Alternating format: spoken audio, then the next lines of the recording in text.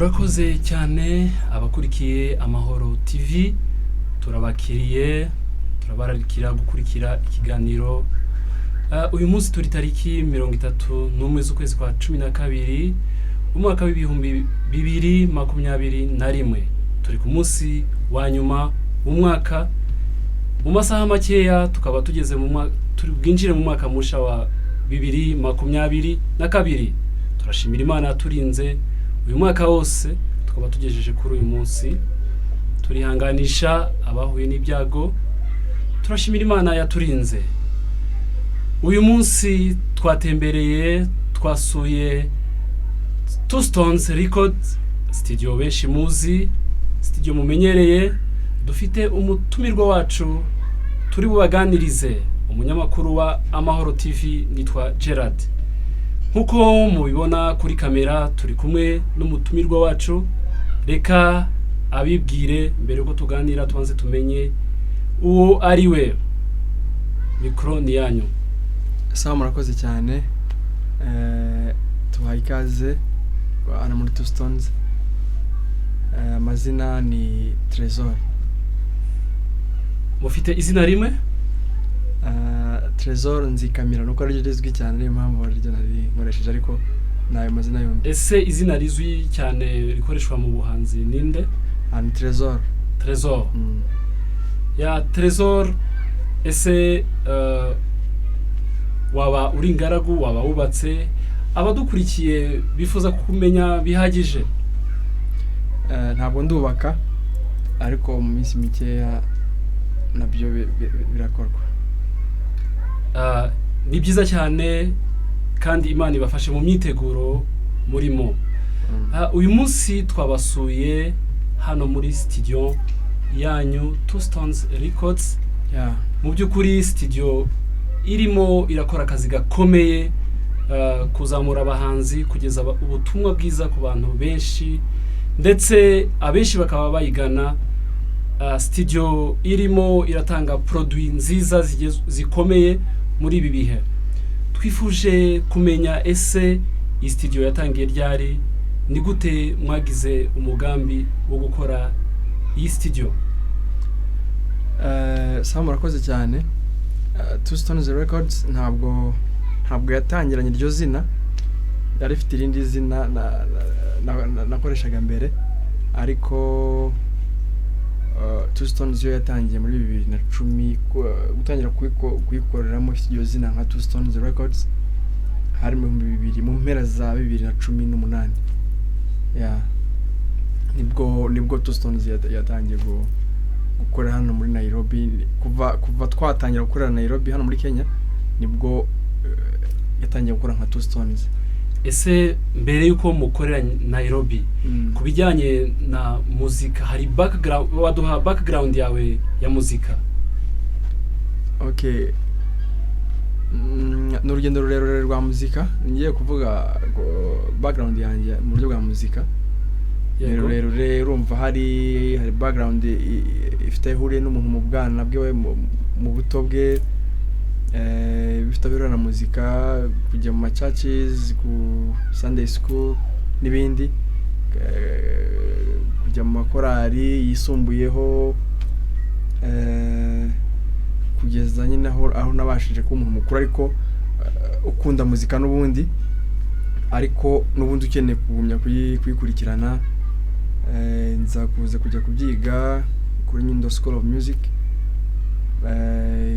ndabirangiza. Nyuma yo gusoza amasomo ya muzika, nibwo nundi ninje muri mu kubikora kinyamwuga neza nka as a professional, ntangira kubikora kugeza uyu munsi.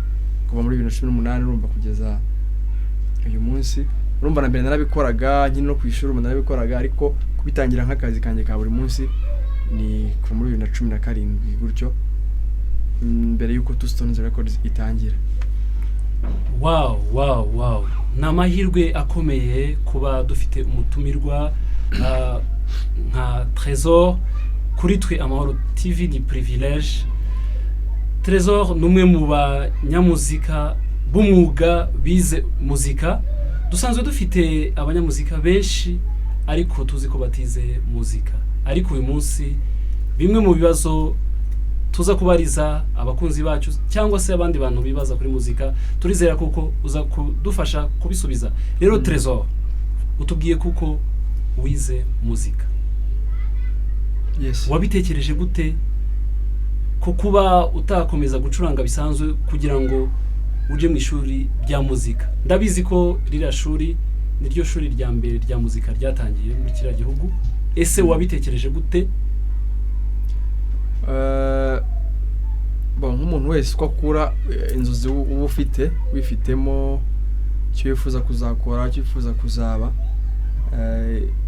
uba wicaye n'ubundi utegereje opportunities ko ziboneka zagufasha kuzamura iki kintu bo kuri benshi ntibikunda ariko wicara usa nk'umuntu uri ready gukora ikintu cyose gifite aho gihurira n'ikintu inzozi zawe so urumva nari ndaho ngaho nkomeza gukora research wegera abantu bagufasha n'ibiki ariko ntabwo babihagije n'ubundi still bawumva ukeneye ubundi bumenyi burenze so akarusho rero ibonye uburyo bwo kubyiga mu buryo gihagije ukicara guhagarika kandi kazi kose ukicara bati mfashe igihe cyo kunoza gucukura cyane muri skills ku kintu runaka nibyo nifuzaga so rero muri 2010 ndumva na gatanu gutyo nibwo rero nabwo ishuri rya Nyundo ryazaga ishuri rya muzika ryazaga hara mu Rwanda so rero icyo gihe hari ama competition icyo gihe kwari guhatana cyangwa se amarushanwa so icyo gihe yarabaga wabasha kuba selected muri abo bantu babaga bakina 30 mu gihugu cyose bakoraga tour buri promotion babyibuka buri mwaka bagakina 30 so byabaga ngombwa ko bajya muri buri ntara bagenda baselektiona mu performinga bacuranga muririmba bareba abahanga yes bareba nicyo ushoboye niki wakora neza bareba umuntu ufite talent babona yakwitabwaho ikaba yabyara ikintu kirenze wenda icyo afite so ibyo rero byarabaye naho inda joininga nk'abandi so kubwa amahirwe rero mu bantu 30 bagomba gufatwa muri uwo mwaka mbasha gutoranywa muri abo bantu nagira ngo nkubaze ndibuka ko muri iyo selection utubwiye zajyaga mu gihugu cyose se wari ufite bande cyangwa wacurangaga ku giti cyawe icyo gihe ntabwo navuga ngo nari mfite band kuko ntabwo rwose byaka ibintu by'umwuga byari ibintu niyo wabonaga abacuranzi mukorana mukihuza nk'itsinda mucurangira hamwe byabaga ari ibintu bibaye mu buryo runaka murahuye ariko ntabwo rwose n'ubumenyi bwari hasi ese haba hari indirimbo waba waracuranze mbere kuko wenda mu kizami cyangwa se mu kwigaragaza niba ubyibuka neza wacurangaga ikintu runaka wenda kizwi cyangwa se ukazana n'umuhanzi wowe byaba byaragenze gute njye ndacuranze piano n'ubundi ndanaririmba nibyo bintu binakoze naracuranze ndanaririmba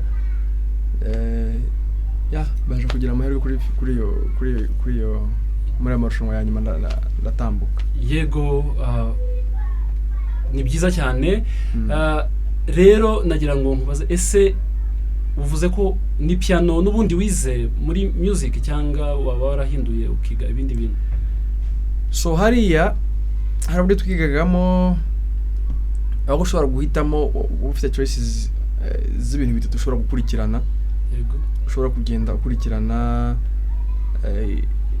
aho ufite choice ya mbere ya kabiri ya gatatu ariko ibyo bintu ukavuga ati ibi bintu ndumva ibi bintu mu byo muri umuziki munini mugari habaga hari ama subject menshi yatangwaga ariko ukavuga ngo ibi bintu bitatu nibyo nshaka ku developinga n'ibindi urabikurikirana ariko ibi bintu nibyo bitatu nibyo nshaka kwibandaho cyane so rero nabashije gukurikirana ibya music production bya vocal skills ndetse narimbuze piano vocal skills ndetse na production so urumva rero nibyo cyane nge nahaye umwanya munini ariko habaga hari andi masomo buri mu nyamuziki wese agomba gukurikirana ari itegeko nabone itegeko habaga nko kwatendinga kwaya bigishaga twigaga na kwaya igihe cya kwaya isomo ryo kwiga ibintu bijyanye na kwaya cyo buri muntu wese buri munyeshuri wese agombaga kwatendinga ayo masomo. So urumva rero hari ubumenyi rusange bugomba kumenya nk'umunyamuziki waba uri umucuranzi waba uri iki, hari ubumenyi bugomba kugira ku mbese common courses. Yes, so habaga hari izo za kwaya tukazikorera hamwe, habaga hari nandi masomo ya music theory, ibintu mugomba kumenya byimbitse bidasaba. Yes, music business, habaga hari ibintu byinshi cyane birana muzika byinshi kabisa byagufasha kuzura nk'umunyamuziki ku buryo utagaragara nk'umunyantege nke kuri side runaka. Ese ikibazo cy'amatsiko ndabyibuka hari kwaya y'abanyeshuri yabashije guserukira kuririmba igihe hari inama ikomeye mu gihugu cy'u Rwanda. Kwaya yaririmbye ndibwira kuko ari nabwo bafunguraga convention center yari AU Summit. Yes, AU Summit. Waba wari muri za kwaya? Hari narindimo hari twakozemo kabisa numva ari muri 2017 sinzi nanibuka neza. Twakozemo yari inama yahuzaga ibihugu bya Afrika byose. Yego. Yes, twakozemo kabisa. Abadukurikiye murabyumva neza kuko turi kumwe n'umuntu w'umuhanga umunyabwuga atubwiye kuko mu byo yize yakoze specialization harimo vocal, harimo piano ndetse na music production. Abaririmbyi mudukurikiye nababwira iki? Murumva kuko aha niho hantu mukwiriye kugana kugira ngo indirimbo zanyu zitunganywe neza mu buryo bw'amajwi, mu buryo bw'imicurangire ndetse na mastering.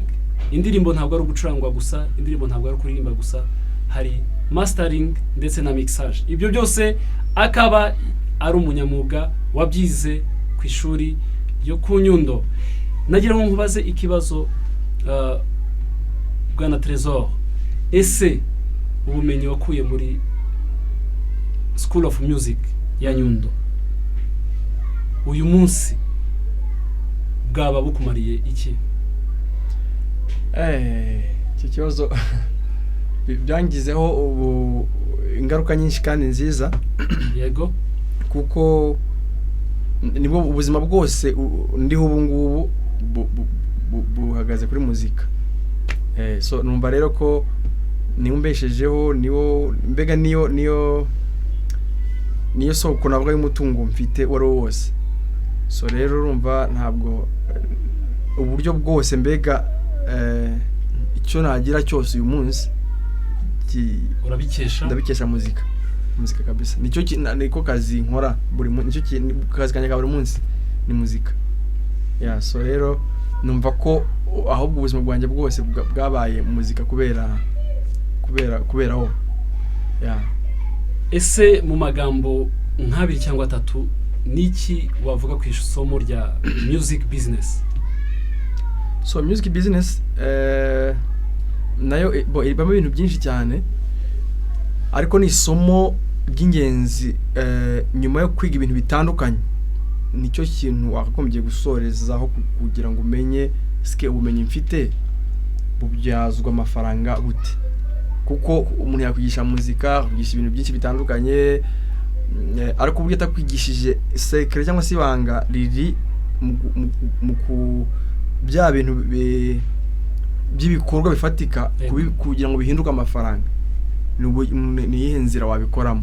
So rero ni uburyo bwiza cyane nibaza ko abantu bose bakagombye kwitaho cyane no kuzirikana, cyane abacuranzi badukurikiye. Yes, so rero numva ari ababashije kubona uburyo bwo kubyiga mu mashuri mu myaka runaka, cyangwa se nawe utarabashije kwatendinga ibigo by'amashuri ngo wige ayo masomo.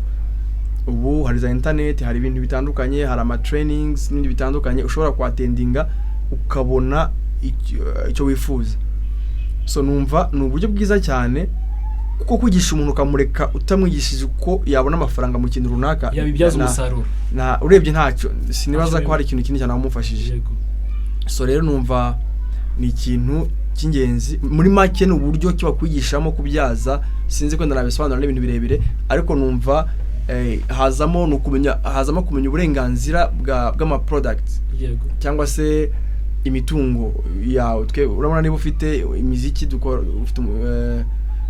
ufite ibihangano byawe, ufite iki, hazamo kumenya ese mfite uburenganzira bungana iki ku gihangano runaka, gukoresha ibihangano by'abandi biransaba iki, mu gihe umuntu akoresha ibihangano byanjye amategeko agenga ibihangano byanjye nayahe.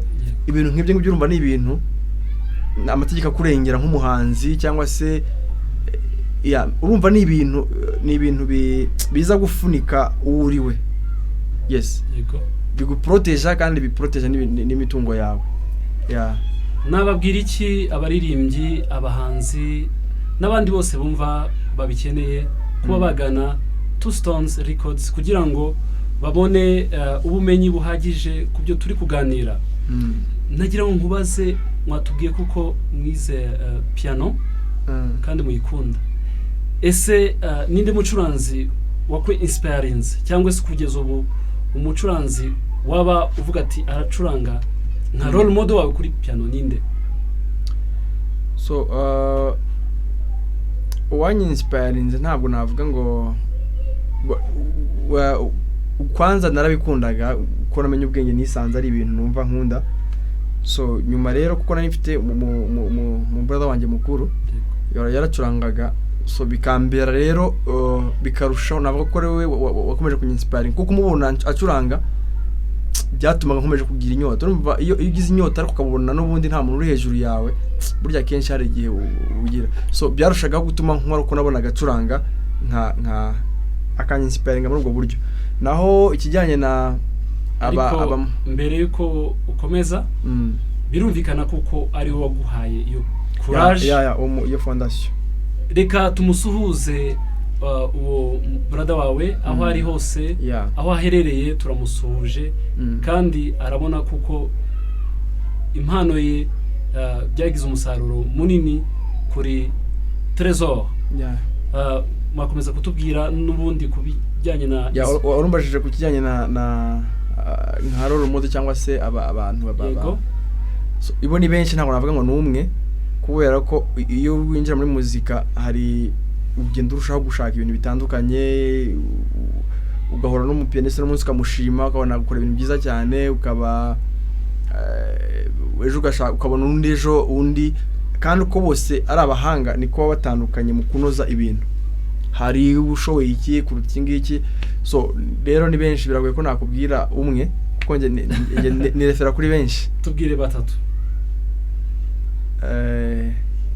So ngewe ntabwo nagira amahirwe yo kubana cyane wenda n'aba pianiste cyane nko mu Rwanda, urumva niho nabaye cyane.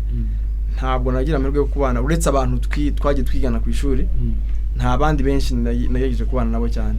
So akenshi rero wasangaga n'ubundi urumva abantu mwigana murafashanya cyane, bo ndanabashimira cyane kuko twarakoranye bya hafi na hafi ku buryo baramfashije cyane.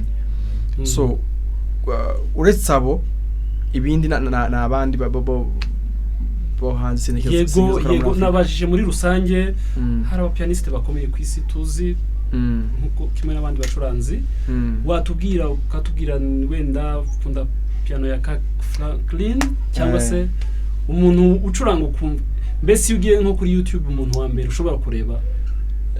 Biterwa n'ibyo ndi kureba muri iyo minsi. Ndi gukora kuri gospel cyane, harabona areba. Ndi gukora kuri reggae music, harabona areba. Ndi gukora kuri bivan, ntabwo mfite role model gusa, ariko hari benshi kandi bose n'abahanga. Waruhereyeho ba Franklin n'abahanga. So ariko hari arabo bita ba Oscar Peterson, nabo nagiye ndeba cyane wenda muri urwo rugendo rwanjye rwa muzika nzamuka.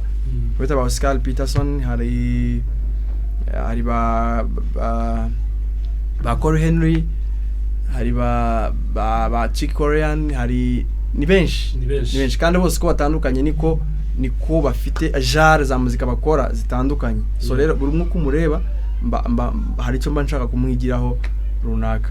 Birumvikana ariko ni benshi kandi bose babikora neza kabisa. Nagira ngo nkubaze ikibazo cy'amatsiko.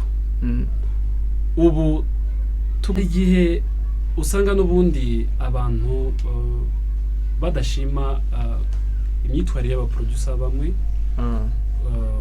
akaba yakora projet iri kurangira producer akamubwira ati ibintu byawe byabaye dilated byarabuze ese ico gihe mu bivugaho iki wewe wavugaho iki nk'umu producer so iyo side rero buri mu producer se agira uburyo akemura ibibazo byiwe ntabwo na iyo kese ntabwo irambaho ntabwo ndabura projet z'umuntu ntarazimuha ntabwo biramba ariko nyine umuntu wese afite uburyo yabikemura bivanye na nuko akora akazi kiwe gusa bibaho bogenda wumva abantu nyine baba claiming ibintu ngibyo rero mwatubwiye ko nubundi ubuhanzi gucuranga mu bifatikanya no kuririmba waba warabitangiye ryari kuririmba nabyo nabitangiye kera muri makwaya so gusa nyine kubera akazi kagenda kyongera gukorana bigasa nkaho utakiri kubyitaho cyane kubera gukorana n'abahanzi cyane bande gukeneye gufasha so bituma ahubwo ikigero cyayo ubwo sinkibikora cyane nka mbere bwo nibyo nakoraga cyane ahubwo mbere ko njya muri production so rero ubu mbikora gahoro ku muvuduko uri hasi kubera nyine akazi kenshi umuntu bafite ariko mfite umwanya pe nk'igihe ndafite amaprojet menshi ntuje mfite indirimbo nyinshi cyane nanditse nyinshi cyane rwose ariko umwanya wo kuzikorera ukwicara hasi ngo nzikorera ugasanga uracyari ikibazo ariko ni ibintu nkunda nyine nkora cyane nabyo ese waba ufite album singa amaze gukora ntabwo ndageza album ariko ngenda nkora ama singles hari izo naririzinze mu minsi ishize ngenda nkora ntabwo album iragera watubwira nk'amazina abiri indirimbo zawe zigaragara kuri YouTube kugira ngo abadukurikiye babe bazireba kamere kuheruka ni Amini Yesu iri mu rurimi rw'Igiswahili hakaza iri kuri channel yitwa gute iri kuri Untunze Records n'ubundi hakaza ntacyo watanze yasohotse 2018 ariko video yayo twayikoze muri uyu mwaka iri hanze nizo cyane izindi nizo nagiye nkorana n'abantu gutyo ariko izo nakugaragaye mu ngene nizo ngizo abadukurikiye mwareba YouTube mukareba channel Untunze Records ukareba Amini Yesu indi yitwa ntacyo watanze fungura channel kora subscribe kanda kuri like urebe indirimbo z'umukozi w'Imana Tresor tugana ku musozo w'iki kiganiro hari ubutumwa wifuza kuba waha abacuranzi cyangwa se aba producer badukurikiye icyo nababwira abanyamuziki muri rusange ni bakomeze bakore cyane uko minsi hita ubu ngubu niko n'iterambere rigenda riza muri field zose ndetse no muri muzika hadasigaye so nukora cyane rero bakomeza kuba updated ku bintu runaka bigezweho biri gukorwa nubwo bigoye ariko kandi birashoboka kubera ubu ngubu internet iradufasha cyane biroroshye ku accessinga ku kintu cyose ukeneye ubu ngubu so nukora cyane discipline no gukorana neza n'abantu mukorana niba uri umucuranzi abo mukorana umenye gukorana nabo nimba uri abakora production ubu mwizerwa ku bantu mukorana numva ariko cyane byose bihurire mu ijambo rimwe gukora cyane dukore umwaka turebe umwaka utaha ko umusaruro twari dufite uziyongera murakoze cyane nagira ngo mbaze ese kubatazi aho Untunze Records iherereye waduha address Facebook cyangwa se Instagram bashobora gukurikiraho nanone Untunze Records ibikorwa byayo kugira ngo abakeneye kwigana abadukurikiye bifuza gukora indirimbo ese hano mwaba mukora n'amashusho n'amashusho turayakora waduha address z'ukuntu bashobora kubageraho? So ku makuru ahagije ushobora kujya ku ma platforms yacu, ushobora kujya kuri Facebook page Untunze Records n'ubundi urahabona contact n'ibindi bikorwa tugenda dukora bitandukanye wabisangaho. Kuri YouTube n'ubundi ni Untunze Records, Instagram ni Untunze Records n'ubundi. So numva babona amakuru, nimero za telefone dukoresha zirahari, ushobora kuri WhatsApp. Yes. Ndiho ndabona piano imbere yawe. Niba bishoboka mu gihe witegura wenda baza kuduha akantu k'amasegonda make. Ntabwo twavuga ko wize piano ikuri imbere, tugenda udakozeho nibura abadukurikiye babe babyumva akantu gatoya. Turi Amahoro TV, channel igerageza kugeza ku bantu ibijyanye n'ibiganiro bya gospel ndetse n'ibindi byiza bitandukanye.